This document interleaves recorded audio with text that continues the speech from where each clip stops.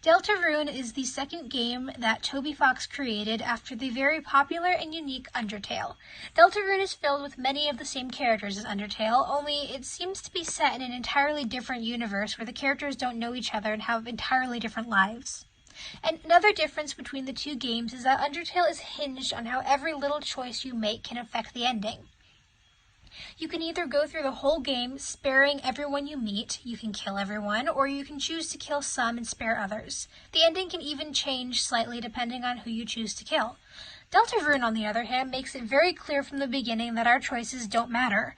The game lets us create a personalized character with its own name and style, only to discard it and tell us that we have no control over anything in this new world.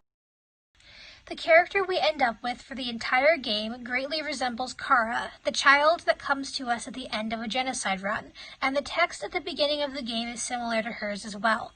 I don't believe this is just a coincidence. At the end of a genocide run, Chara chooses to destroy the entire world of Undertale. She tells us that there is nothing left for us here. Let us erase this pointless world and move on to the next. If you refuse to destroy the world, she says, since when were you the one in control? The only way to play the game again after a genocide run is by giving your soul to Chara. And if you try playing a pacifist run afterwards, it'll end with Chara's face replacing yours and her killing everyone you care about. How does this tie into Deltarune? Well, my theory is that Deltarune is not only the world Chara moves onto, but she takes us with her. Think about it. We have no control over anything that happens in the game of Deltarune and how it ends. The only thing we can control is our soul.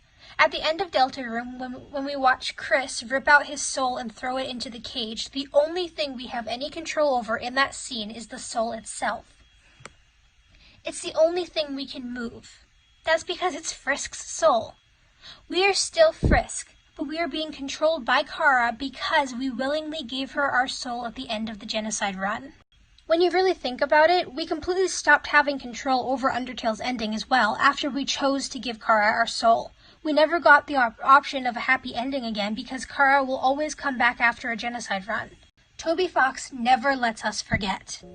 Don't forget, I'm with you in the dark.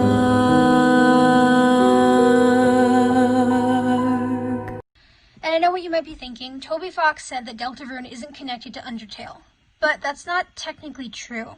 His exact quote was, "I will say that basically what you're seeing here is not the world of Undertale. Undertale's world and ending are the same as however you left them. If everyone was happy in your ending, the people in the Undertale world will still be happy. This is still true even with my theory. This doesn't affect a pacifist run or if you left the characters happy or if you killed some or all of them. Deltarune is simply what would have happened if Chara moved on to a new world, like she claimed she would. It's what she would have done with our soul if the world stayed destroyed.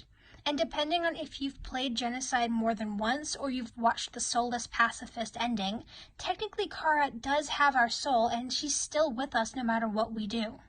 One question that does remain unanswered through this is, who is Chris? I'm guessing he's a version of Chara that existed in Deltarune before Chara came and took over as well. We really don't know much about Chris's character, so for all we know, he could be a miserable kid who was susceptible to Chara's influence, just like Frisk is in a genocide run.